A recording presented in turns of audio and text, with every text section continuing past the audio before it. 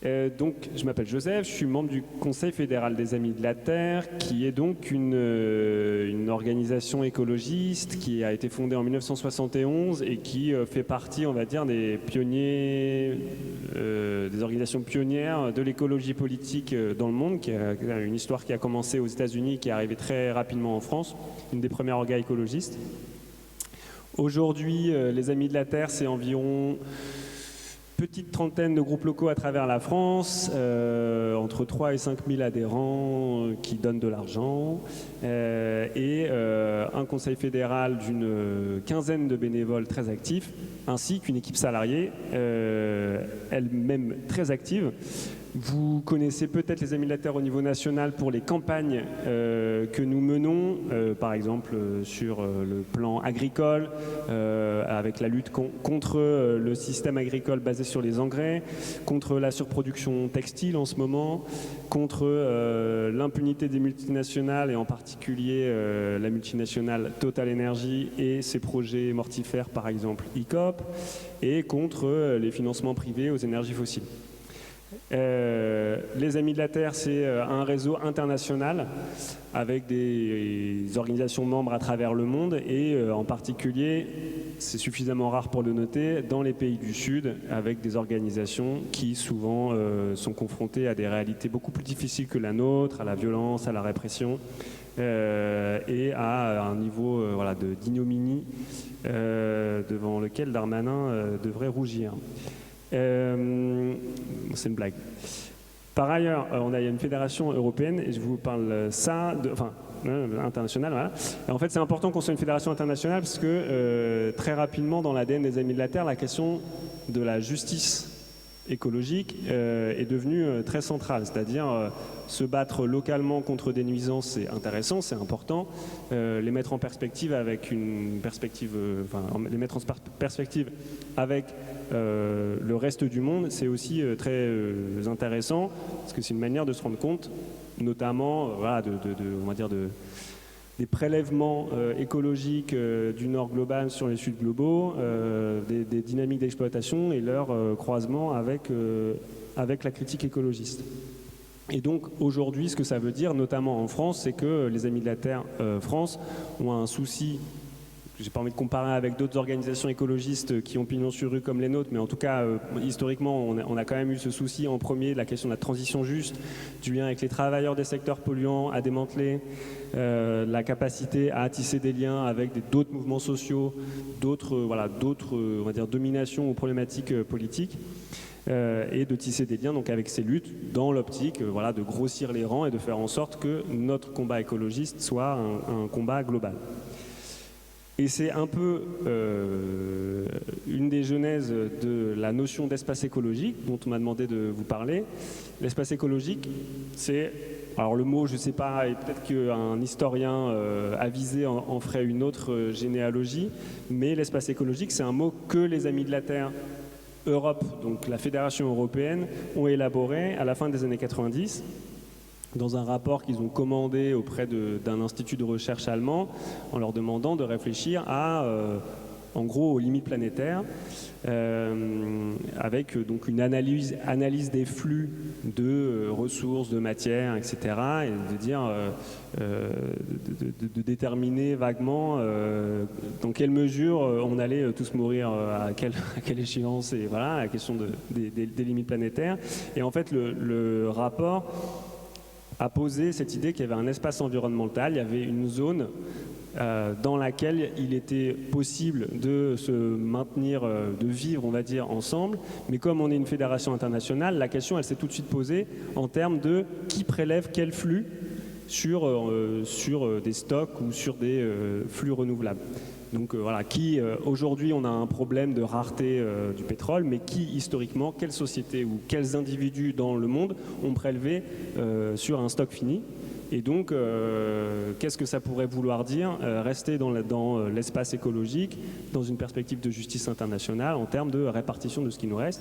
Donc le corollaire de l'espace écologique à l'époque, c'est l'idée de dette écologique, que les sociétés ou les personnes qui ont prélevé beaucoup ou qui ont pollué beaucoup ou qui ont détruit beaucoup ont une dette vis-à-vis des peuples, des sociétés, des individus qui l'ont fait moins.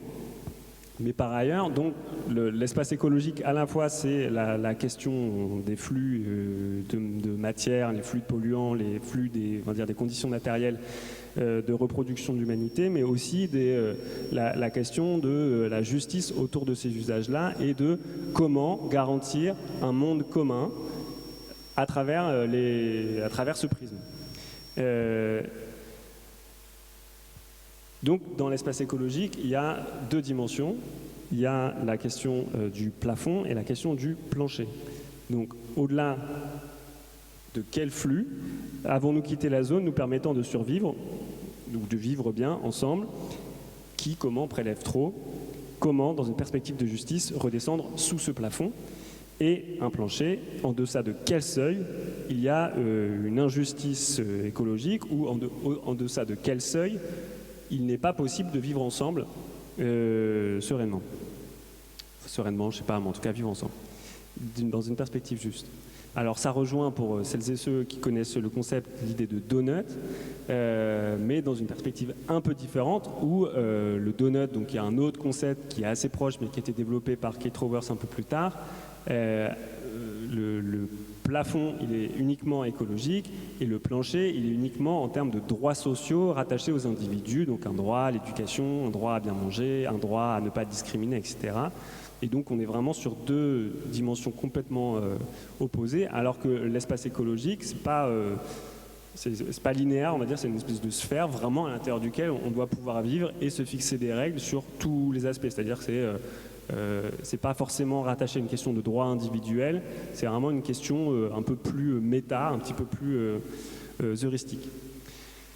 Cette idée d'espace écologique pour les Amis de la Terre, elle est, alors on l'utilise pas chaque jour en se brossant les dents le matin, mais elle est assez importante, parce qu'elle est féconde, on va dire, pour nous aider à penser les problèmes auxquels nous faisons face. Notamment, une ONG comme les Amis de la Terre, on est quand même très souvent le nez dans le guidon de nos luttes contre. Nous luttons contre des nouveaux projets d'infrastructures fossiles, nous luttons contre Amazon et son monde, nous luttons contre ceci, cela. Et donc, parfois, on a du mal à savoir pourquoi on lutte. Aux Amis de la Terre, on s'est donné une perspective, une espèce de vision qu'on appelle les sociétés soutenables. Donc, notre but, c'est de passer d'un monde insoutenable à des sociétés soutenables. Notre projet, voilà, et il nous reste un trajet à mener. Et donc, comment on re-rentre dans l'espace écologique? L'espace écologique, il est fécond parce que ça nous donne une matrice simple sur laquelle on peut adosser notre imagination politique. Aujourd'hui, on a un peu du mal, même nous, à sortir de la cage idéologique néolibérale et notamment, pour donner un exemple très concret, les Amis de la Terre, comme beaucoup de gens, ont été un peu traumatisés par les Gilets jaunes parce que l'idée de taxer les émissions, la taxe carbone, cette idée qu'il fallait renchérir le prix de l'usage des énergies fossiles, faisait partie des choses qui étaient de manière un peu impensée, vues comme positives, et puis de voir qu'un mouvement social populaire, un peu subversif, difficile à décrire, ça a un peu troublé tout le monde et un peu traumatisé les gens. Et de se replonger un peu dans la question de l'espace écologique, ça a permis à un certain nombre d'entre nous de relever la tête pour comprendre ce qui se passait. J'y reviendrai un peu plus tard. Et dans la foulée un peu des Gilets jaunes, l'espace écologique, donc l'idée qu'il y a des plafonds et planchers au-delà et en deçà duquel une vie n'est pas possible, une vie commune n'est pas possible, c'est un atout aussi un peu tactique dans nos manières de penser les campagnes. C'est-à-dire qu'aujourd'hui, quand on lutte, souvent on lutte contre, or de plus en plus de gens qui regardent l'état de l'opinion publique disent globalement, la conscience, la connaissance de l'état écologique du monde augmente. De plus en plus de gens sont conscients de la catastrophe. On va dire le niveau de climato-sceptisme crasse stagne, même si, en fait, à partir d'un certain seuil de dérangement, les gens ont tendance à remettre en question le consensus scientifique qu'ils ont potentiellement fait leur jusqu'à présent. Mais Mais si on veut créer de l'adhésion, être contre ne suffit pas beaucoup. En tout cas, si on veut sortir de nos cercles déjà très mobilisés, ce qui est un peu notre volonté aux Amis de la Terre, ça ne suffit pas d'être contre. Et en fait, derrière l'idée de plancher et de plafond, on coupe un peu la distinction de on est contre la destruction du monde, mais en même temps on est aussi pour créer les conditions d'une vie bonne, commune, à l'intérieur des frontières planétaires. C'est une manière de répondre du coup à cette idée qu'il faille taxer les énergies fossiles, c'est-à-dire en fait penser plutôt quel monde on veut construire en critiquant les énergies fossiles, mais de se dire comment on se répartit l'énergie, comment on construit un système énergétique qui permette une vie digne en commun, où les travailleurs sont respectés dans ce qui constitue leur dignité, où les gens peuvent répondre à leurs besoins, où on est en capacité de délibérer démocratiquement sur quels sont les usages des énergies démocratiques, par exemple. Voilà, c'est un peu abstrait ce que je vous ai dit jusqu'à présent. Maintenant, je vais être un tout petit peu plus concret, parce que donc, il y a 2 ans, il me semble, ou 1 an et demi, on a écrit un petit rapport avec un certain nombre de membres du Conseil fédéral, donc dans cette idée de, voilà, on est un peu...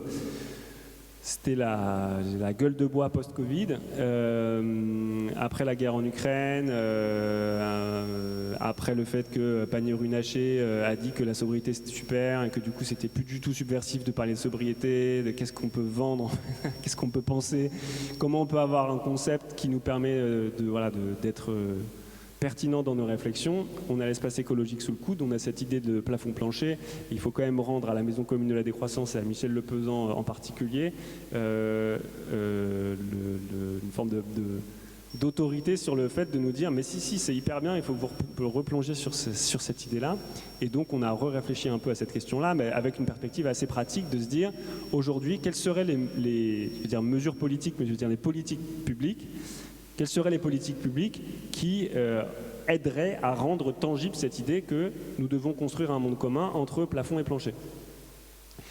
Et donc, c'est pas tant des propositions qu'on dit que les Amis de la Terre défendent, parce qu'en fait, on met rien en œuvre pour qu'elles adviennent, en tout cas pas toutes. Certaines sont le sujet, un des sujets de nos campagnes, donc vraiment on travaille de manière un peu stratégique à faire exister l'idée qu'on puisse réguler des secteurs, par exemple le secteur textile, j'y reviendrai plus tard, mais les autres c'est juste pour aider les gens à réfléchir avec nous à des politiques publiques qui rendent tangible l'idée qu'il y a un plafond et un plancher entre lesquels nous devons vivre. Et donc on a exploré ça, on a un peu saucissonné le réel en différents morceaux, c'est un peu artificiel, mais on va dire que c'est comme ça que ça nous aide à réfléchir, entre transport, logement, énergie, agriculture, démocratie, textile, revenus, tout ça. Et on s'est dit dans chacun de ces domaines, qu'est-ce qui pourrait être une mesure plafond et une mesure plancher. Je vais vous donner quelques exemples, c'est pas exhaustif mais presque. Pour vous donner un peu une idée de ce qu'on a dit, donc le premier sujet qui nous est venu en tête, c'est la question de l'imaginaire en fait, le plus conceptuel. Cette idée que aujourd'hui on est incapable de penser les limites parce qu'on est abruti par la publicité. Et en fait, en termes d'espace civique, il y a un plafond et un plancher dans lequel on doit pouvoir vivre. Il faut avoir accès à de l'information. Il faut créer un espace civique qu'un espace civique existe, et en même temps, on ne peut pas laisser n'importe qui nous assommer avec des messages à partir du moment où ils ont les moyens de nous assommer. Et donc, la mesure plafond pour nous, c'est l'interdiction de la publicité non sollicitée, mais donc globalement, dire interdiction de la publicité non sollicitée, ça peut vouloir dire de simplement interdire l'affichage lucratif dans l'espace public ou interdire l'affichage lucratif au-delà d'un certain seuil. Globalement, c'est un peu ça la demande. Après, il y a d'autres espaces auxquels on est confronté avec de la publicité non sollicitée, Internet en particulier, mais c'est un peu un autre débat. On va dire que ça, c'est le plafond. Et le plancher, c'est en fait, il faut augmenter les surfaces d'affichage citoyen ou associatif dans l'espace public. Je sais pas, j'imagine que vous êtes engagé dans une asso. Quand on dit à sa commune, je voudrais faire la promo de ma fête ou de ma conférence, ils vous disent super, il y a un panneau tous les 500 mètres et que personne ne voit derrière l'abribus, vous avez le droit de le mettre là. Je ne sais pas si vous respectez cette consigne. Mais c'est pas bien de ne pas respecter la consigne, hein. C'est de l'affichage sauvage. Voilà, plafond, plancher. L'autre sujet, un autre sujet, c'est la question des transports. Aujourd'hui, on surconsomme du transport. Potentiellement, on peut se dire que l'absence de transport pourrait être un problème social, pourrait être un problème tout court, en l'occurrence social. Et donc, en termes de plafond, on va dire un des enjeux principaux dans les transports aujourd'hui, c'est la croissance du trafic aérien. Et donc, une manière de rendre tangible l'idée qu'il y a un plafond, en tout cas nous faire revenir en dessous du plafond, c'est de fixer des quotas dans l'usage de l'avion. Donc il y a un certain nombre de propositions relativement étayées qui existent en la matière, en disant chaque individu a le droit de prendre un vol supérieur à 10 000 km une fois tous les 20 ans. Sinon, il va essayer d'aller prendre son avion et puis l'écran, il va afficher tout rouge en disant non, monsieur ou madame machin a déjà pris l'avion l'année dernière, donc c'est mort, désolé. Ou une autre manière de rendre tangible ça, c'est une manière peut-être un petit peu moins j'ai l'air brutal, mais je ne pense pas que ce soit brutal d'être interdit de prendre l'avion. On peut toujours prendre autre chose pour se déplacer. C'est l'idée d'un, je ne sais pas comment on dit ça en français, frequent flyer levier, donc un impôt très progressif sur la base des usages. C'est-à-dire, vous prenez l'avion la première fois, vous payez juste la taxe Chirac. Vous prenez un avion une deuxième fois dans un laps de temps, et le billet d'avion et le prix du billet d'avion est multiplié par 6, 8, 10, voire potentiellement beaucoup plus, avec cette idée globalement que le deuxième vol en avion est moins légitime et collectivement on se dit peut-être que prendre l'avion une fois c'est ok, l'avion deux fois franchement il faut vraiment que ça soit vraiment très important. Voilà. Et ça c'est le plafond, et le plancher on s'est dit qu'on pouvait le penser en termes de dotation inconditionnelle en train. Alors je sais c'est une réponse un peu bateau, mais en l'occurrence il existe par exemple un dispositif de la CAF auquel on a droit sur les bases de nos ressources à des chèques vacances. C'est-à-dire que la CAF peut vous envoyer des chèques vacances qui vous donnent droit à notamment des billets de train ou des hébergements en camping ou des choses comme ça. Mais en fait, l'idée, ce serait potentiellement de rendre universel ce dispositif, que la CAF envoie à tous les gens qu'elle a dans ses fichiers, je sais pas, 150 € de chèque train. Et donc, vous avez le droit à 150 € de train de manière annuelle, parce qu'on estimerait collectivement que c'est pertinent en France. Ça, c'est pour les transports. Pour donner un autre exemple sur la question du logement, on surconsomme du logement. En fait, de facto, il y a beaucoup de problématiques sur les questions de logement, mais il y a un problème de consommation d'espace naturel, etc., et en même temps de mauvaise répartition du mètre carré de logement. Et donc, dans cette idée il y a un plafond, on s'est dit, quelles pourraient être les politiques publiques qui rendent tangible cette idée qu'il y a un plafond ? Simplement, par exemple, interdire les résidences secondaires ou taxer les résidences secondaires. De facto, aujourd'hui, on taxe plus les résidences secondaires que les résidences principales. Donc, c'est un peu comme si la loi, aujourd'hui, implicitement, pensait qu'il y avait un plafond en termes d'accès au logement, que en fait avoir une résidence principale c'est déjà pas mal, et avoir une résidence secondaire, comme on n'a pas envie tout à fait de couper la tête aux gens qui ont une résidence secondaire, juste on leur fait payer la taxe d'habitation, parce qu'aujourd'hui la taxe d'habitation est supprimée pour les résidences principales mais pas pour les résidences secondaires. C'est quasiment implicitement cette idée qu'il y a un plafond en termes d'usage du logement. Mais on pourrait aussi avoir une taxe d'habitation modulée en fonction du nombre d'habitants dans le ménage par mètre carré. Moins vous êtes nombreux par mètre carré, plus vous payez cher en taxe d'habitation, ce qui vous inciterait à faire des enfants ou accueillir des gens chez vous. Ou changer de logement. Mais bon, on est attaché à son logement, alors voilà. Et en termes de plancher, aujourd'hui il y a le droit opposable au logement qui est évidemment bafoué en permanence, mais il y a quand même cette idée-là qu'en fait, vraiment dans une société où on va dire la société française a considéré à un moment qu'avoir accès au logement c'était une des conditions de la dignité. Si on le rendait vraiment opposable pour de vrai. Et tant qu'à faire, on rajouterait un E à Dalo pour dire écologique, au sens où c'est une chose d'avoir un toit sur la tête, mais en fait, ce serait bien que tout le monde ait accès à un logement qui, par ailleurs, offre des conditions où c'est possible d'y vivre de manière, on va dire, correcte ou qu'on considère démocratiquement comme correcte, sans avoir à cramer 40 litres de pétrole par jour. Et donc le corollaire un peu de ça, ce serait un service public de la rénovation thermique, qui soit vraiment un vrai service public de la rénovation thermique, pas juste une asso auquel une collectivité délègue la gestion climat. Et pour reprendre l'expression d'un député PS, voilà, nos hussards verts de la République, des gens dont la mission ce serait de rénover l'intégralité du parc de logements.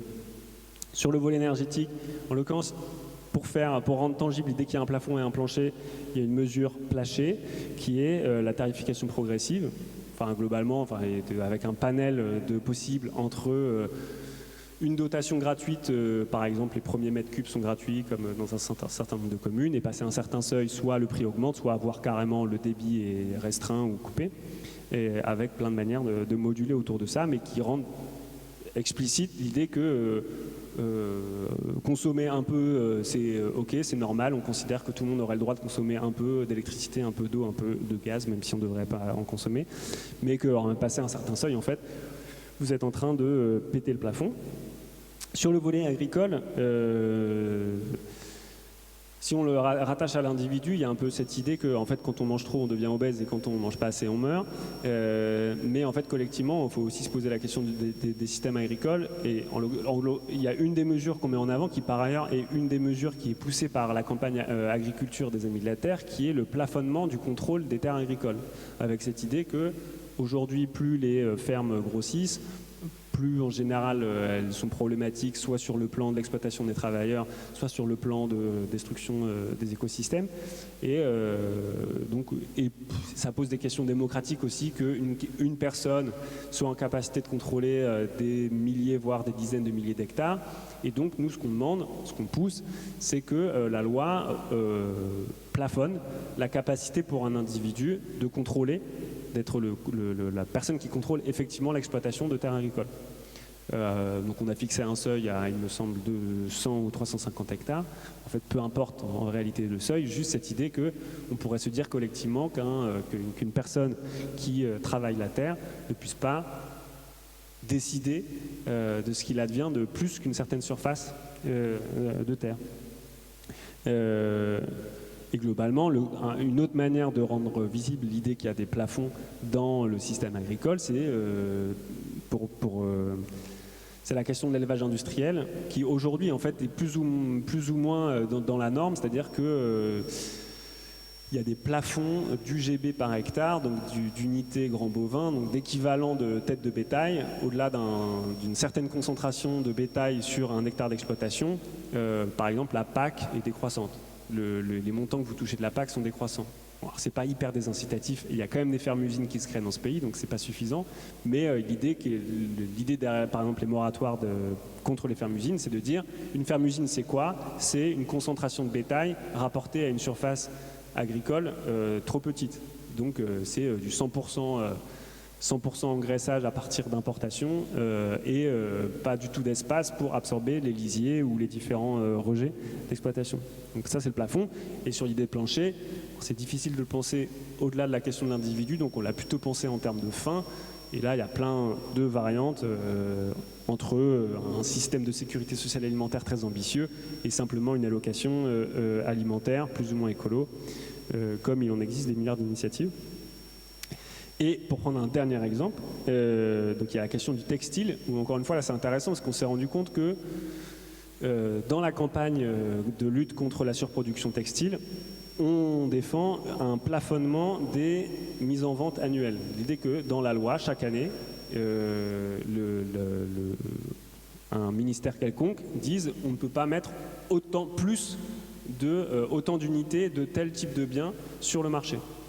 Je ne me rappelle plus exactement dans quels autres marchés ça existe, mais en fait aujourd'hui on met tellement de quantités de textiles en vente qu'on en jette des quantités astronomiques, enfin plus de la moitié sont en fait mis au rebut avant d'être vendues, et quand elles sont vendues, elles sont portées 17 jours, ou enfin un nombre de jours ridicule avant d'être jetées. Et donc cette idée que, en fait, là, on plafonnerait le volume de mise en marché. Et à contrario, en termes de plancher, là, il s'agit pour nous de se dire, en fait, une manière de penser les planchers sur le volet textile, c'est de créer de s'appuyer sur le devoir de vigilance et de s'assurer qu'il ne puisse pas y avoir de textile vendu qui soit le fruit d'un travail indigne ou d'une exploitation ou de l'esclavage, ce qui est évidemment le cas en ce moment. Enfin, beaucoup de fringues sont soit un morceau de la chaîne de valeur du textile et soit lié à de l'esclavage d'Ouïghours, soit du travail des enfants, soit du travail indigne à travers le monde. Voilà. Donc c'est un peu ça qu'on a exploré. Et juste en conclusion, j'ai pas du tout regardé l'heure, donc je pense que j'ai pété le temps. Nous, ce qui nous a semblé intéressant, j'ai pas respecté le plafond, ce qui nous a semblé intéressant autour de ces histoires de plafond-plancher, c'est qu'au-delà, on va dire, de la profondeur conceptuelle possible, c'était très utile simplement, de manière très simple. Donc la semaine dernière, par exemple, on a organisé un petit atelier avec Thierry qui est là, avec des gens, en les incitant à réfléchir autour de cette idée de plafond-plancher. Donc il y a une heuristique du plafond et du plancher qui est vraiment très intéressante et qui nous aide, nous, aujourd'hui, à penser la manière dont on fait campagne. Et mon invitation, ce serait dans vos luttes, dans vos organisations, mobiliser l'idée qu'il y a un plafond et un plancher autour de toutes nos thématiques est hyper intéressant parce que ça permet de dépasser l'idée qu'on est contre quelque chose, même si évidemment c'est souvent ça qui nous révolte et qui nous mobilise, mais on n'est pas seulement contre, on est pour créer un système à l'intérieur du plafond et du plancher, à l'intérieur de l'espace écologique. Je vous remercie.